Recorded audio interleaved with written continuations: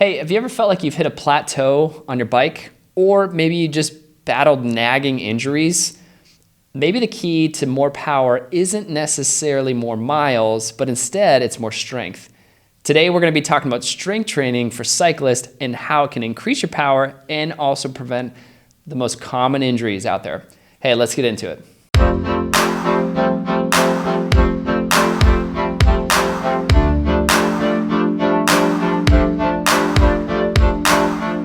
Welcome back to episode 5 of Bespoke Endurance podcast. Josh and I are both recreational riders transforming ourselves into racers.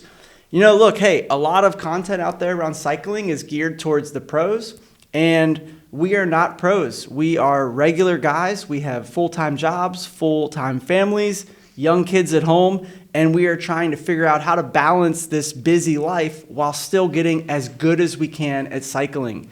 We've been recreational riders for a few years now, and we want to take it up a level and start getting into competitive racing. If any of that interests you, then you are in the right place. Please hit that like and subscribe button and follow us along on this journey. Before we get into everything that we're going to get into today, a couple of shout outs. I want to give a huge shout out to Road ID for not only supporting our podcast, but letting us film right here at their headquarters.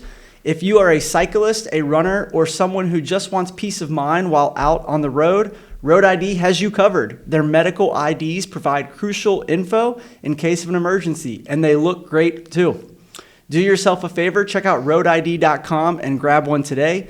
Big thanks to Road ID and the team here for their support. We also want to mention that Kentucky Open Road Racing Series is partnering with us to bring you an exclusive deal. If you're looking to race in Kentucky or if you live in the tri-state area, we have an awesome deal for you. Oh, so good. Use the code BESPOKE15 at checkout for the registration to get 15% off of your registration.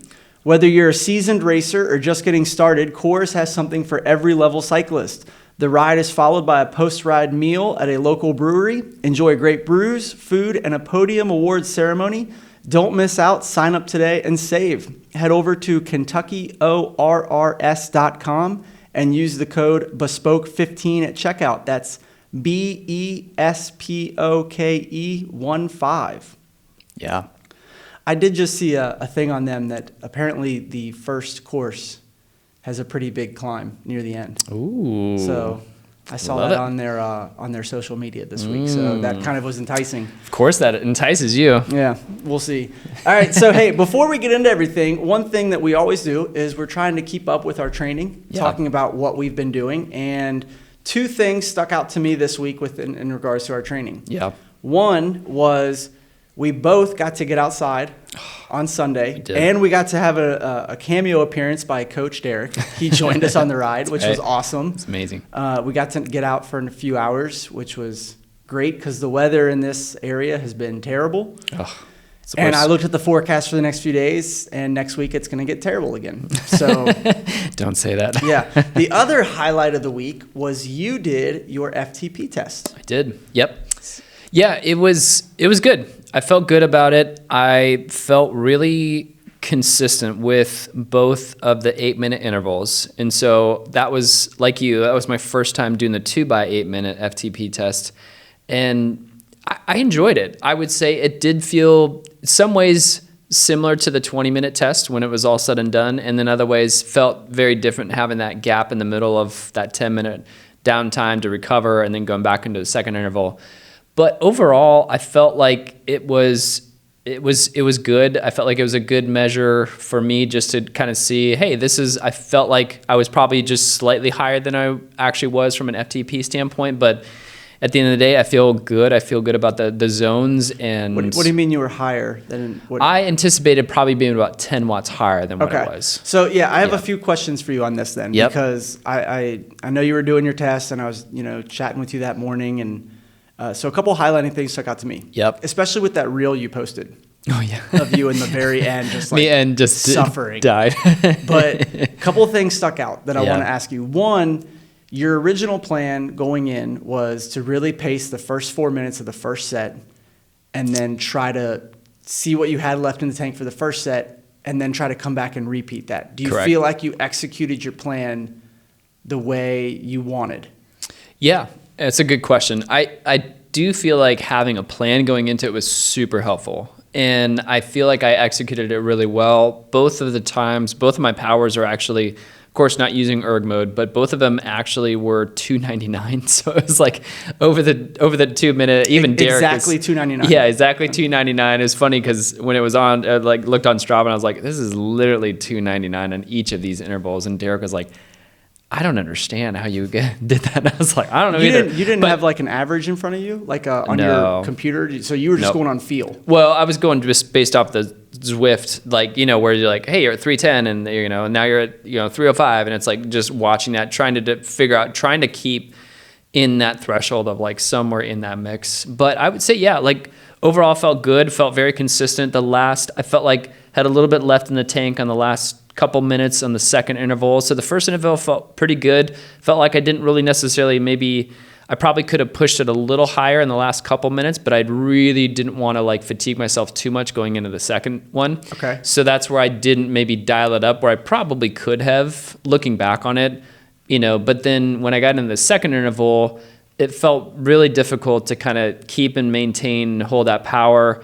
And then at the very end, I was like, you know what? Like I do have more left in the tank because, as you know, it's like 2 minutes can go by really quick, and then you're like, hey, I'm just going to empty the tank. And, at the end of the day, it was good. I felt good about it. I think just based on the zones the last several weeks has felt very much like, yeah, this is exactly where I'm at. None of these zones feel off, and especially with my heart rate. Okay. Yep. So 299 and 299, that puts you right around 269, 270 FTP. Yeah. Okay. Yep. So with that being said, one of the comments that I feel like we've gotten a lot of comments this week after our FTP video from last week has been, a trainer test, it's going to be lower than what you potentially, what you really are at. So 10 to 15%. That if you feel like you were 10 watts off, that 10 watts might be the trainer. The two things that stuck out to me was I have a proposal for you. Okay. That now knowing if you could do the test again and if you could see your numbers in front of you like an averager, would you have tried to hit, let's say, 310 watts for the first set and then maybe come back at like 300 for the second, giving you a 305 average, bumping your FTP up closer to that, let's say 275 range? Yeah, I think so.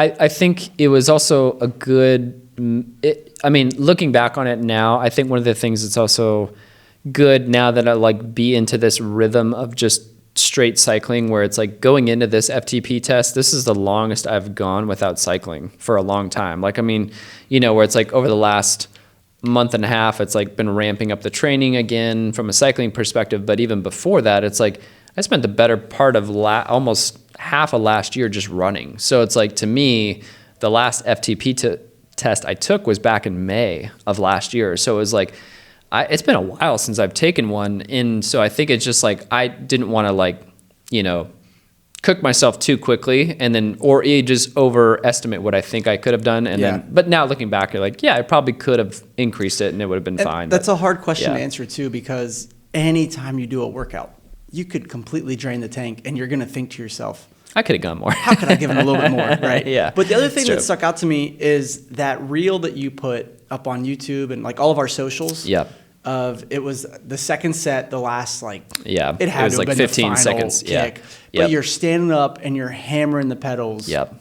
And this, I don't want to break down that aspect because I feel like we did that last week. We don't need to go into the the anaerobic aspect, like the 2x8 and the ramp and all that. But the thing that stuck out to me was having that last bit of power at the end. And I think this kind of segues us into what we really want to talk about today is you've been in the gym pretty consistently. Yeah. So I definitely want to get into, because we have different, I've been coming around more to getting into the gym. Like my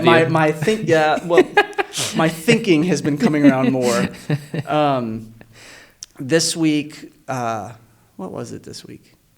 I think we had something Sunday. So like Sunday's my day. We'll get into that later. Yeah. But I have definitely been coming in 2025 more to the idea of like, okay, I need to get in the gym. But Sure. you've consistently already been living there. And so I want to break down, what does that look like? What's that experience been like for you? Yeah. Just everything about how being in the gym has been helping you as a cyclist. Yeah. I would say that my rhythm, and I was talking with our coach about this in terms of like, what's the minimum amount of strength training I can do to get away with? And we landed on 2 days a week. And Okay. I think that's very reasonable given the amount of hours that we're putting on the bike. Yeah. It's very reasonable that we're, and with everything else in life that's we have going on, it's like, it's so hard to find extra time to be able to do strength training. So 2 days a week, typically I like to try and make my days earlier in the week. So my lifting days would be like Monday, Wednesday, but I'll shift it depending on the session. So to me, I'm also thinking about like, if it's a really high intensity session, if it's like a hit intervals or whatever it is, like even VO2 max stuff, I'm like, I might move my strength training day to another day just because I don't want to overcook my legs on that particular day and then set myself up for a much higher fatigue in that following day versus if I just did like a zone 2 ride the next day. Well, weightlifting with a zone 2 ride doesn't feel as bad, So I think my rhythm has been 2 days a week, and I would say I had my challenge historically, like as just an athlete, I've never been consistent with strength training. And I would say that like I've only been really consistent with it. Starting my goal was when was January. So Okay. come, it's not a New Year's resolution, but maybe this could be, it's like, hey, I'm keeping it. No. Yeah. New Year's. this is it. New Year's resolutions are like, I don't know. They're overrated. They're overrated. Like if you want to make a change, you're going to make a change. You're going to if you're passionate about making a change, you'll make a change. Well, the thing is for me, like I have always known that, and I've heard so many people talk about this. I've seen other videos on it. They're like, I've known that if I strength train, this could probably help me as an athlete. And the problem is I've never been consistent with it because it was always the first thing to go, where it's like time, or you're just too tired, or I would find myself so often where I would lift, and because it was inconsistent, I would get extremely sore, or I'd lift too heavy. And then my legs are shot on, that going into the weekend, I'm like, oh crap, this is stupid. I don't want to my legs are absolutely toast going into this ride. And now I can't do this session very well. Or we're out in a group ride and I'm like, dude, my legs are absolute garbage right now. So I've always hated that element of strength training, to where it's like trying to figure out that balance of like, man, if I was just consistent with this, my legs wouldn't feel like trash all the time. I would get better and better at not having these gaps in between all the times that I've lifted. And then when I do, it's like, oh, I went too hard again. So you're trying to do Monday, Wednesday, beginning of the week. Yep. So you're not sore. Are you planning it around, and you said you're kind of planning it around your intervals, and do you lift on your rest day? How many rest days a week off the bike? Just one. Just one? Just okay. one. I'm on the same right now. Like I get a 1.5 rest day. So tomorrow, 1.5. So Derek has been giving me like tomorrow is he's giving you more rest time than me. No, I get Monday was my rest day, and then tomorrow so for us tomorrow is Thursday, but whatever, it'll be like a half hour. Yeah. So I did a really high. Yeah. I did 30 for 30s on Monday. Yeah. Or sorry, Tuesday. So I did 3 sets of 15 30 by 30s. And then today was like a heat training, like erg mode with no fan in full kit. Yeah. And that was miserable. Oof. And then tomorrow is like easy 30 minutes / if I need it, take the day off. Right. So. Yep. I like that. Wait, what is he? Is so he not doing that for I'm you? on the same tomorrow, simply because my legs were. I told him I was it's like a half day. Yeah. Okay. Yeah. I love that you're thinking of half day. Let me ask you this though: for your what has been your rhythm with strength training? Yeah. So, I historically hate lifting. I love it. This is how bad. Like when I was in high school, so I was I was a runner. Yeah. And we lifted 2 days a week. usually like a Monday, Wednesday, or Tuesday, Thursday. Yeah. And I would go in. This is how, like, I think part of it was laziness. Part of it was I disdain lifting. Part of it was I have a slender build, so I've never wanted to, like, put a lot of weight on and bulk up. Like, I want to be toned, or at least in high school. Yeah. Like, now I don't really care as much. And we have an ongoing joke with my friends where for years I was like, man, I need to get fit again. And my wife's name is Jess, and they'd be like, dude, you just need to get jacked for Jess. Like, just get cut for, like, so that's like whenever I lift, they're like, jacked for Jess. Jacked for Jess. I actually really love that. So, no, high school, I was so lazy. Like, I would go in and just do the bare minimum. And then when my coach would, like, look at me, I would just pick up a plate, like a 35, 40-pound plate, and just do figure eights around the weight room. Like, I was always carrying it somewhere, but I never did any lifting. Wow. Like, that's how lazy I was. Wow, I love that. So you're the kid that your coach actually knows what you're doing, but then he's just probably just in his own entertainment watching you just carry this weight around, being like, the first 20 minutes, I'd always I'd do like bench and like whatever was like upper body to like kind of as a high school kid look toned. And then once I did that, I see guys I'm done. I'm done with my workout. So I would just carry the weight around. What was your max bench in high school? Yeah. I don't, like 145. Like, it was terrible. That's because I never No, that's great. That's really great. Now, that's impressive. That being said, the rhythm that I have been getting into, because Derek has really been encouraging me to be more active in the gym. Yeah. He has said, are you in 2 days a week, or are you I'm skipping? Right now, are you I'm one right day? Now, are you carrying plates around in the gym? Are you like nobody's watching you? So the gym, I don't go to a gym. I go to my friend's house. When during COVID, he built an at-home gym, and so I go there. And there's a couple other guys that go, and they always have their, like, he'll send out in our group like, hey, we're doing back and whatever, and I'm like, and then he'll have like a in parentheses, except for Teak, who's most likely just going to be doing whatever cycling crap that he wants to do. So, like, I have my own, I do have my own workout. I have, like, I think Derek sent me some stuff, and then I also have done some, I kind of end with, like, hip flexor stuff with the band, just to get some resistance and get my hips stretching, which I've noticed has helped a lot, because last year, especially when you do crazy long climbs, my hips just like kind of lock up, or get my left hip. And I've noticed the more I have been I've been noticing that significantly less. And I feel like when you're on the trainer in the winter, that can happen a lot, because you're not getting that pivoting movement of the bike unless, like, you're kind of just stuck. Yeah, you're just locked in. You're locked in. And so right now it's what I've found to be helpful to not fatigue the legs is a couple things. One, I will ride first.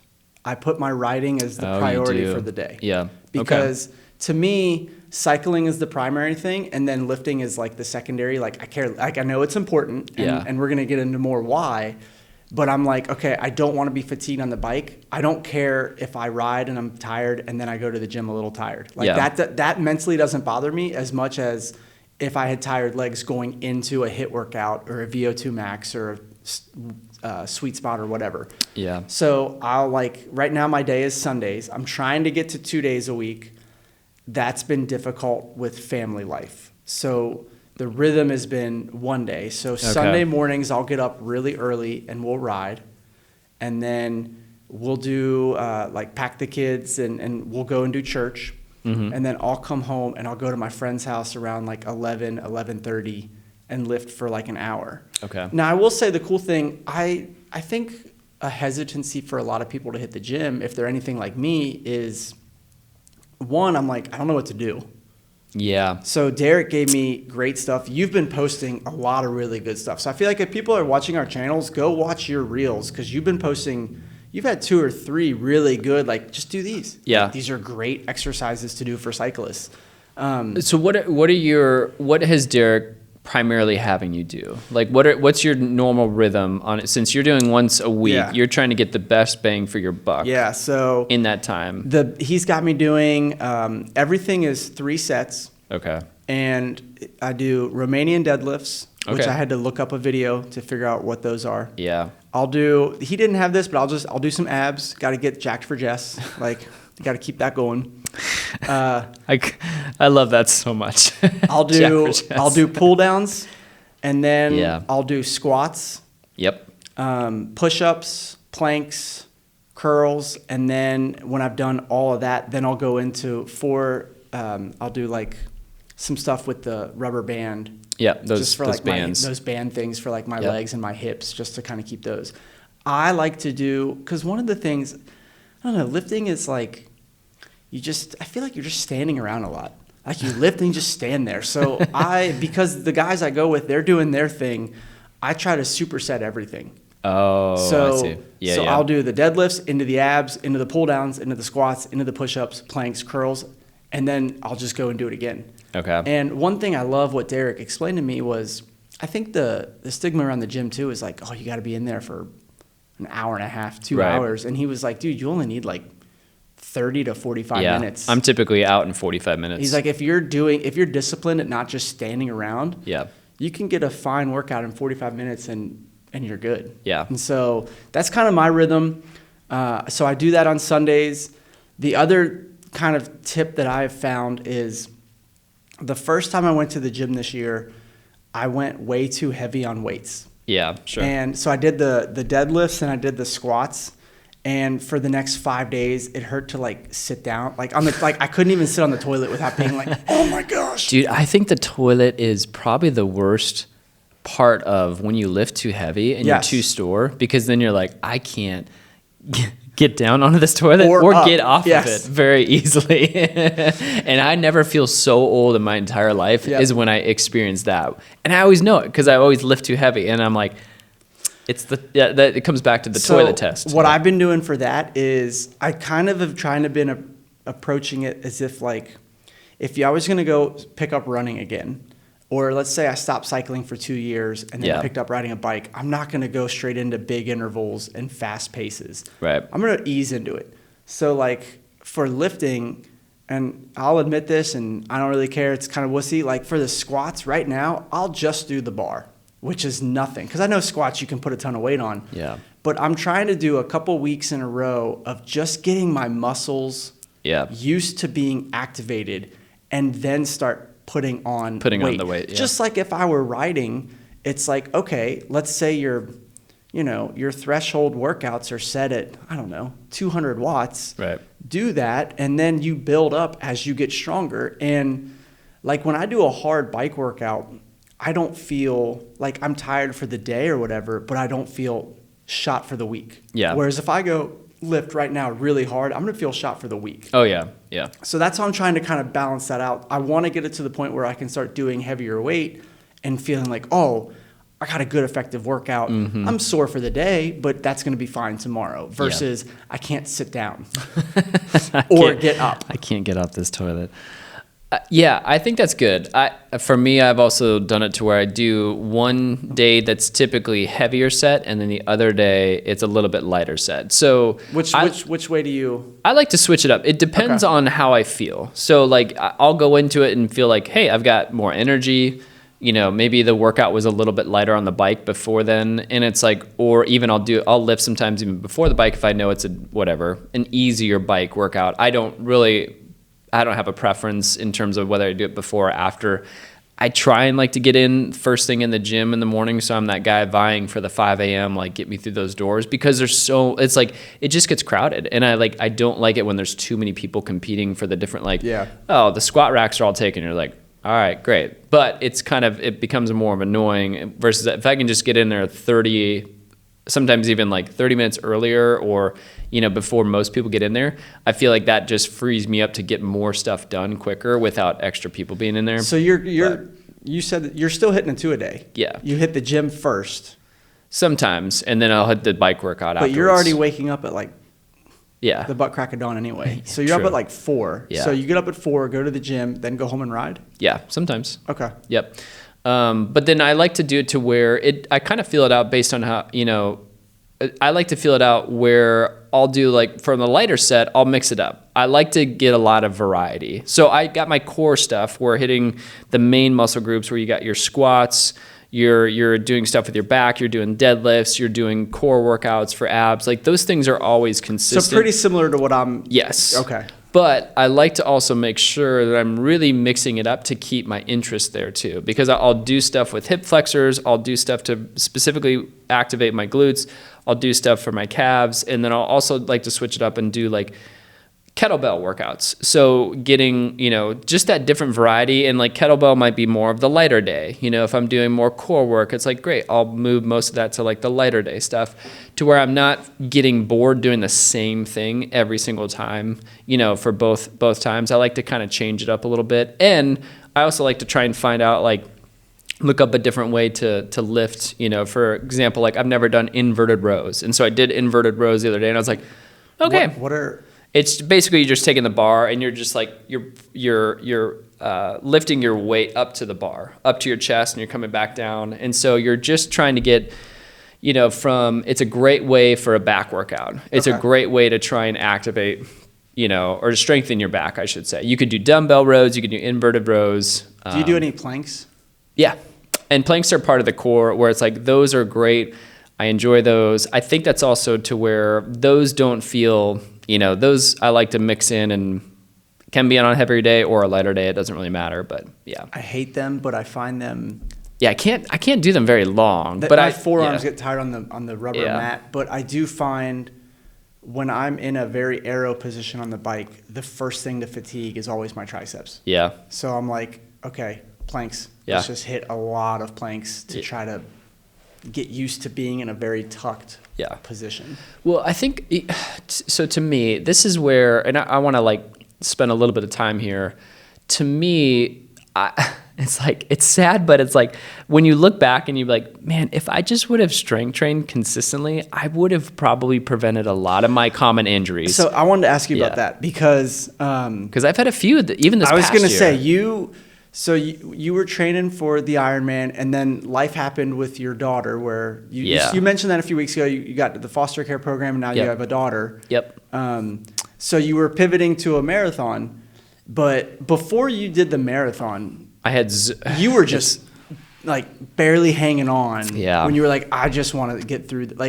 It was psoas pain. It was right. It's like this muscle group that's connected to like your back, and then it's like right in your hip. And so it's like it connects like these muscles right in here, and it's like a deep muscle. So it's not something that you can like stretch out. You know, it's just one of those injuries to where it's like a muscle group that when I went to physical therapy, because for a while I was like, it's kind of annoying. It's like, and I would feel it, and then it wouldn't be painful, and then all of a sudden it became painful. And then it just kept building. And then it kind of kept just building and then the physical therapist was, I told him, he's like, do I love that you're doing a marathon? No, I don't. And he's like, but if I had to guess, are you going to do it anyways? I was like, yeah, I'm going to definitely still do this marathon. But he just said that like to do this, he's like, if it's painful, stop. Okay. So all that being said, like even last year, I was never consistently in the gym. And so to me, I look back on that. I've had calf issues before where this is 2 years ago, where a physical therapist told me, I feel like this is one of the worst things you could tell an athlete or a cyclist in particular is like, dude, your glutes and your calves are weak. And I was like, I just took offense to that. I was like, what do you mean? I work these things out more than most people. I know. But I was like, I was ready to fight him. This is a different physical therapist, but I was just like, I was so put off by that. But the problem is like, you know what he told me is like, he asked me like, do you get into the gym and do you do strength? And I was like, no, not necessarily. Cause I was like, I don't have time. That was but the problem is like, the thing is with strength training, there's some of the two main benefits. One of them is it can really help prevent a lot of injuries. And so when I was looking at this, I was doing a little bit of research going into this, and this is where I just thought this was like kind of fascinating. I want to hear what you think about this, but what do you think are the most common ways that people get injured? Like if you had to guess, like on the bike or just in just endurance as an athlete sports in general. Yep, just as an endurance sport. Anybody who's we're running, purely biking, endurance sports. We're not talking contact sports. Correct. Yes. Okay. My first thought would be overuse. Oh, like overtraining. Overtraining I feel like that's probably the number one injury, but yeah, that's one of them. I feel like I'm trying to think. So the number one causes of injury. There's a handful. I know in my experience, it's been because of lack of flexibility, but that also goes to, that's part of it. Well, I do want to hit on a little bit of stretching here at the end, but that's, so you hit on two. So I mean, okay. You're doing great. How many are there? There's no matter what way you slice it, there's going to be a lot, but there's like, I think there's really comes down to about like 7 overall. So one of them you touched on, overtraining. Overtraining. Yep. Other one is muscle imbalances and underutilization. So this is where strength training comes in. So that's 2. The other one is poor nutrition and sleep. That's Interesting. Yep. For injury? Yeah. Oh yeah. 100%. And then the other one is poor form, your technique. Okay. Yeah. Other one is flexibility. So if you're not flexible, that can cause a lot of injuries. So hang on. Go back to poor form real quick. So that could be for a runner, you've got stupid looking form, and for a cyclist, that's fit. Yeah. Well, I think even so for me, I had this last year, poor form. So when I went to my physical therapist who told me he didn't love that I was going to do a marathon when I was injured. Sure. He did a run gait analysis on me and basically just looking at my running form. All that is. So he put me on this, and it was very simple, but he was videotaping me, and he was like, your right leg isn't landing where it should. It was like curved or like. No, I was too far forward. So when you want to land right under your hips when you run. Oh, okay. And so I was landing just a little bit up, and so I was doing just a little bit to where, like, in terms of I was putting too much weight and pressure on my right leg every single cadence. Just the right leg. Yep. Okay. I've never noticed it. A lot of people say like your form is your form, right? But it is something to where like that one little thing probably led to part of my injury. And so it was just that one thing that you can look at when you look at like your form. It's like if you don't have great form, same thing with like swimming. And I would argue even with like cycling too, it's like if you don't have good form on the bike, that can also cause injuries. Well, I think with that's fit. Yeah. If you don't have the right fit on the bike, you're going to have the poor form on the bike. Yeah. Because think of how many people get their first bike, either get the wrong size or go to a bike shop and they just do a very basic, we're just going to put the saddle here. Yeah. And they don't really get fitted, and then they're just in pain all the time. Yeah.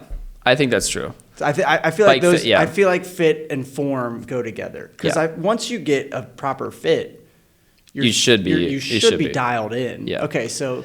But then there's 2 other ones: what were the age, other 2? and then just the last one is just crashes or if you fell. Okay. That's a given, right? That's impact, that's an impact. That's an actual injury.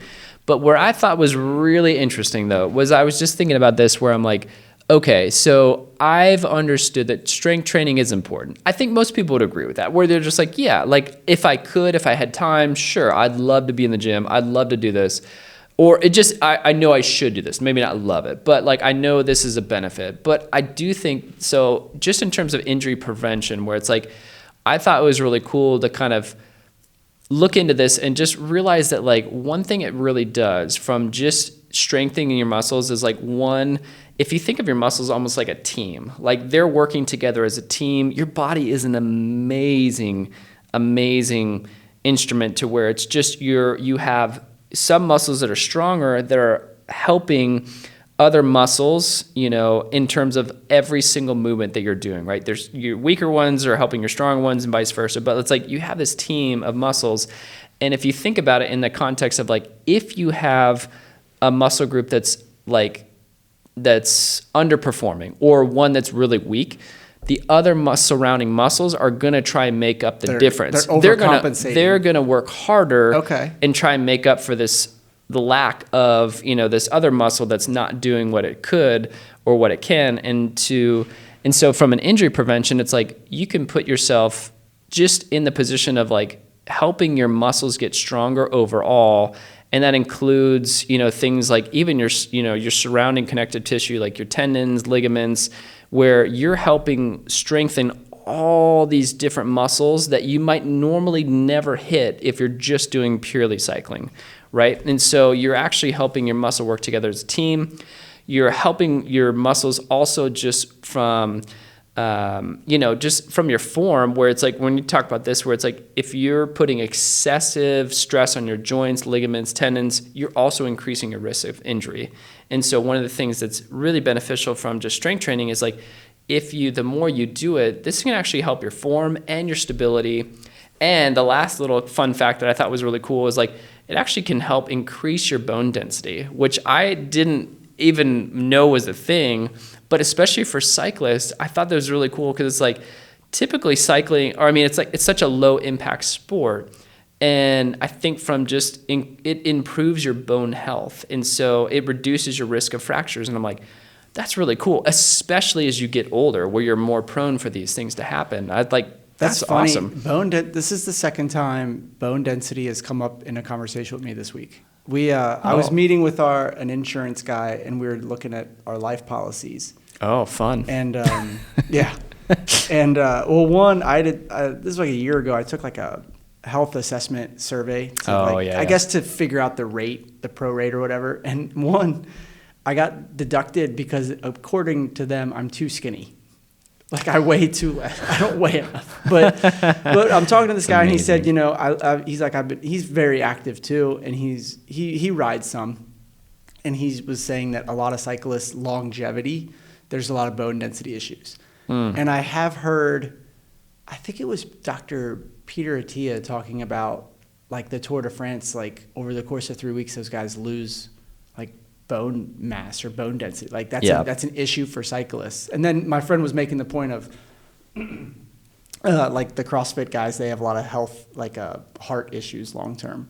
I got two questions here. I want to follow up with this real quick on what you just said.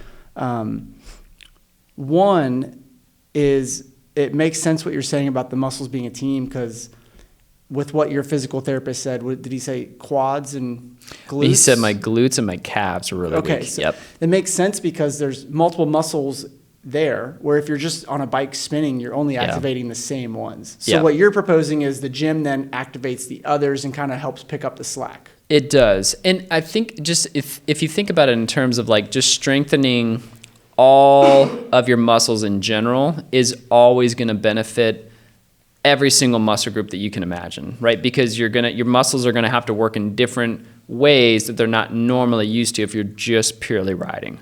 And so I think there's like, that is really intriguing. I think the other thing too, in terms of like and this is something to where, from the strength training aspect is like, I think it's really interesting. I would make an argument that I would say a lot of athletes out there are not very flexible. And maybe the ones that I know, and just speaking for myself, my wife will remind me all the time, she's like, you are incredibly inflexible. And so I think guilty as charged. Yeah. I think the flexibility is one of those other key things that plays a really key role in this, to where it's like, if you are not spending time working on your flexibility, that can also cause a lot of issues too. So that was I do want to ask you that too. Okay, so now I have two things to ask you. The follow-up to the first one is, since you've been hitting the gym more in 2025, I know your injury was running related and now you're cycling, but are you feeling stronger on the bike? And you're like, man, I think after this month of being in the gym 2 days a week and I'm on the bike, do you feel stronger? Like, are you starting to see that yet? Or are you still like, I think I'm a ways out from noticing those gains yet? Yeah, I think the other thing, I don't know yet. Okay. Too soon to tell. Too soon to tell. So the other interesting thing about strength training, like there's a lot of benefits to strength training just in terms of cyclists, but like for the sake of this, it's like, one is injury prevention, which we talked about. And the other thing is just like, it can help increase your power as a cyclist, which I was like, I've heard that, but like, what is that? Tell me more. I mean, does it really, or is this just something to like, is this just kind of a bunch of hot air? And I think that one of the things that was interesting for me to think about, because you asked me about like, do you notice a difference? Have you felt it? I would say the problem I've always had is I've always been super inconsistent with lifting. And so I couldn't give you like a consistent, or I couldn't give you an accurate range of being like, oh yeah, I've lifted for this whole year and I have enough data to say that like the prior year I was doing a lot of the same thing but not lifting, and I noticed my power just went like like a much higher this next year I was lifting. I think it'll be an interesting test over this year in 2025 for me to be able to say like, hey, my goal for cycling is like, I want to increase my power as high as I possibly can. With that is also comes with like, I also want to really make sure I'm not putting myself in a position of injury risk. And so like, to me, strength training is a key part of that, where I'm like, I think in terms of my increasing my power and also injury prevention, I'm like, strength training is the key for me for that. And so I want to be super consistent with it, to where I want to make sure I will probably have a good measure in terms of like, do I feel like lifting has helped me in terms of increase my power by the end of the year, because I'll probably be in this rhythm like, okay, I've lifted since January consistently. Now it's middle of the year. And then now I can measure from like middle of the year to the end of the year, just be like, hey, how did what did that power look like in the difference of that, from the consistency versus, everything else prior to that, which was not. So yeah, I'm excited for that. But I think this year will be a good test of that. But yeah, I think for you, let me ask you this, like for you with strength training and power, like, have you heard that as a cyclist before? Like, I'm seeing it pop up a lot more in my whatever algorithm of stuff I'm getting. I'm seeing that a lot more. But the thing that I've seen a lot lately is the older excuse me. I guess the older thought process was spin the big gears on the bike. Yeah. And now it's like low cadence, grind it out. And I guess the research that's been coming out lately has been that's not as effective as just hitting the gym consistently. And even if it's, you're not going to go in being a bodybuilder. I think my hesitancy is, and this is stupid. Like, I know this is stupid, but I'm like, I don't want to put on a lot of weight. But I'm like, I've always had a slender build. I'm not going to like bulk up to be like The Rock or Arnold or Stallone or whoever. I had to go through multiple generations of people to make sure we hit every demographic. You kept going. I was like, I was wondering how many people you're going to mention there. But like everybody today is like, who's that? It's The Rock. You can't go Arnold. He's too old at this point. Exactly. But I do want to ask you a little bit about stretching. So stretching for me, I've had a lot of injury as a runner and now even as a cyclist because of my lack of flexibility. Yeah. Stretching is what you were saying earlier for the time constraints. Yeah. That's the excuse I hide behind. So I had an injury last year, physical therapy. I really loved the stim unit that just would like shock my muscles, but mine was a knee thing. And that's kind of what ended running for me, was knee issues. And I told the doctor or the physical therapist, I said, the hardest part is when I'm riding, let's say 10 hours a week, it's mentally hard for me to go for a 2-hour ride, be gone all morning, come home, be in the basement, hearing like the kids going crazy upstairs. Like, it's Dad's like, where is Dad? Get up here. Yeah. And then I'm just stretching, just give me another 20 minutes. But I have noticed for myself, when I incorporate stretching, it helps. Yeah. What I've tried to do, and I was going to ask you if you've done this. So first question, do you pay for Strava or do you do the free Strava? Pay. Okay. So there's this like partnership that they have. Oh yeah. You told me about this. It's called Recover. Yeah. I didn't know about this till recently. And you make a Recover account and then you get it for free because you pay for Strava. The premium. And it links. And so whenever I do a ride of any kind, it'll pop up and say, oh, it looks like you just did a hard effort based off all these stats. Here's the recommended stretches for you. And they're like 15-minute stretches, 20 minutes total.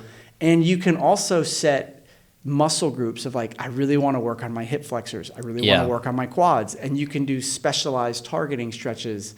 So that's where I get a lot of the band stuff that I was talking about with the gym, as I've just kind of incorporated that stuff from the Recover app. And I do that in the gym. Into that, What does stretching look like for you?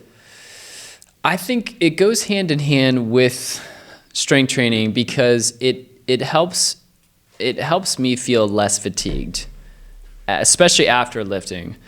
And I would say that to me, it's like anything. I think I know that I need to be more flexible, and I know that flexibility is a key part of not getting injured. And so to me, I always do dynamic stretching before any lift or any workout. Dynamic stretching meaning movement stretches. Movement stretching is typically, yep. You're just activating your muscles, trying to get your muscles activated. And then I do static stretching, just the like simple things. Cool like, down?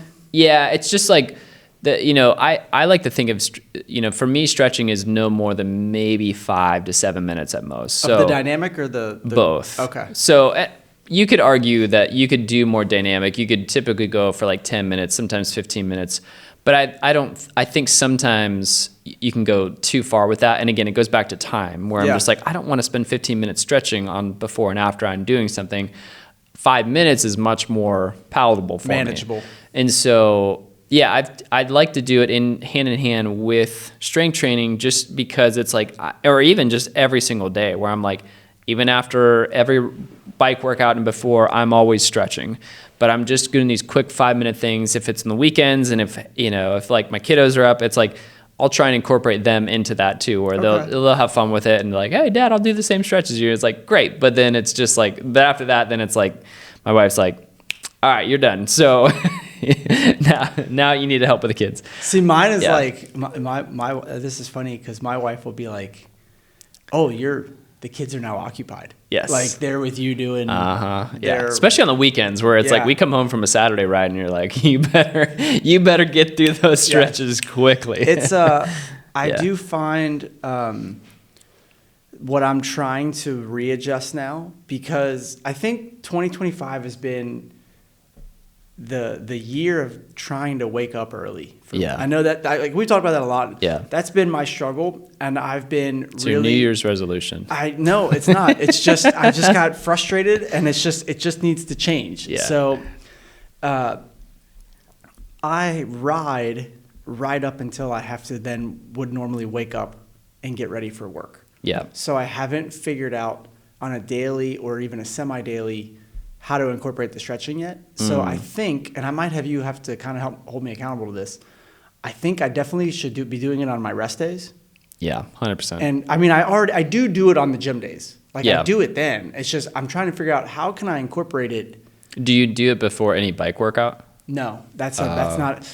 But one thing I do like what Derek's been doing is, and I used to be terrible at this, is I would never warm up. Oh. I would just get on the bike and go. Like, yeah. Have you done a Zwift race? Yeah. Okay. Not as much as you. I think I've done. Have you done one? Yeah. Okay, so let's say the Zwift race is at 6. Yeah.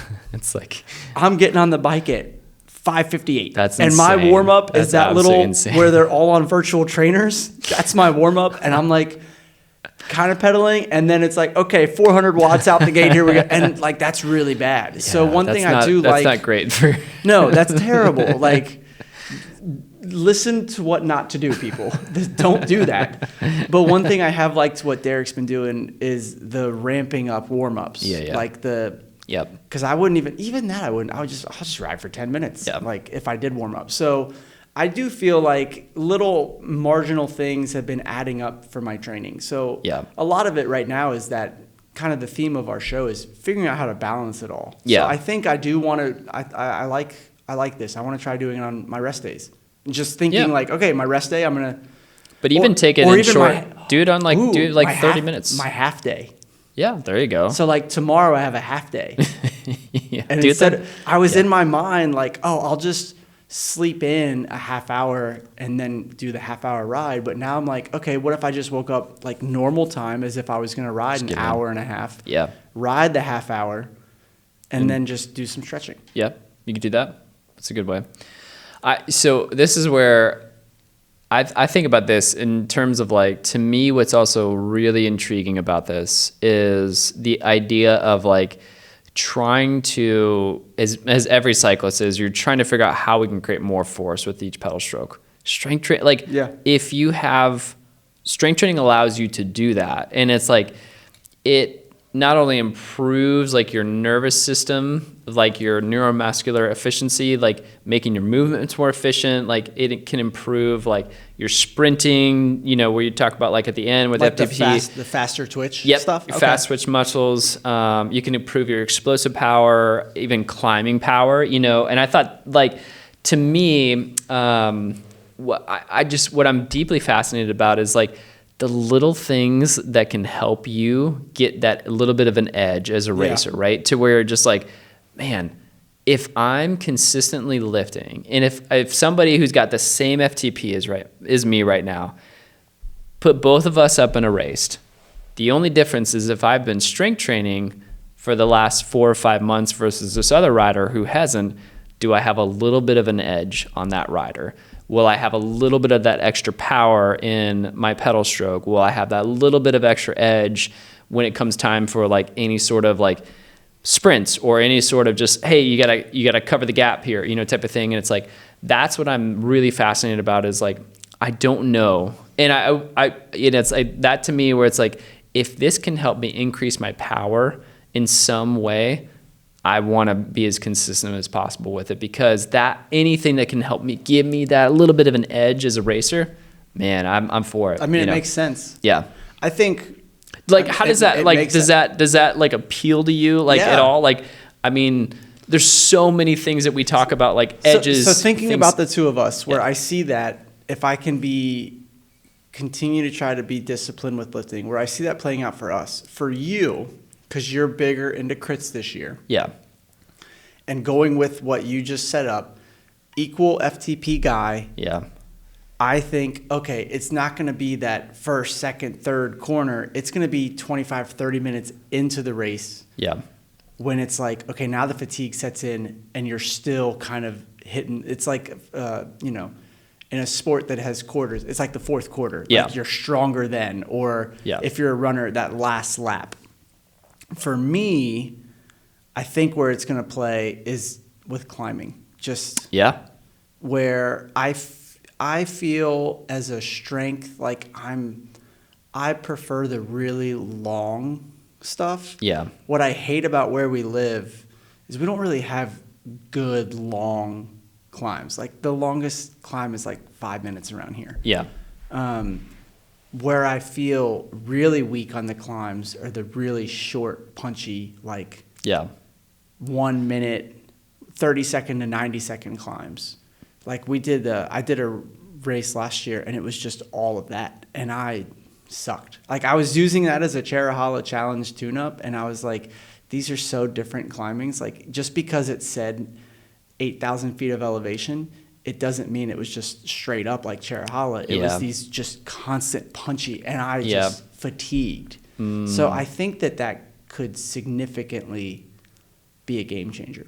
Yeah, I think so. When I go to the gym right now, I'm like, I'm going to be strong. Like I feel like mentally, I feel like I'm getting an edge that wasn't there before. Yeah. Well, and it'll be an interesting test for you too this year, because you did Cherahalla last year. Yeah. Now your training leading up to it probably very different this year compared to last year. But a key part of that is like, were you doing any strength training at all last year? So now you'll have a consistent, like, hey, I've been strength training leading up to this, where it's like, that might give you that extra edge during the race. And it's funny because so Cherahalla has like a 20-mile, a 15 to 20-mile climb, and it was the last 2 to 3. Yeah. That last 10 to 15 minutes of the climb where I just felt like my power numbers dropping and my just fatigue setting in. Yeah. Now, obviously, that's going to happen when you're climbing for 20 miles. Right. But I wonder why that happened. I don't want our listeners and viewers to think, okay, if I hit the gym now, I'm just going to be Superman and I'm just going to just kill everything. But I do feel like, I think the preparation this year, I'm excited for it to see the gains. And I'm excited to see, like, will I do, and I was telling Derek this after that kind of not great FTP test I did a few weeks ago. I'm excited. Like, I think a big measurement for me is going to be like when we have the really fast local group rides where they're like kind of racier group rides where, okay, can I hang on at the end or do I still feel like I'm just dying? And mentally, I'm like, I think I'll be there. I don't know. Like, I won't know until we get there, but that's my goal. Yeah. No, I think that's good. I think that'll be a great test for you. And just to be able to measure that and see, like, how do you feel, this year compared to last year with that.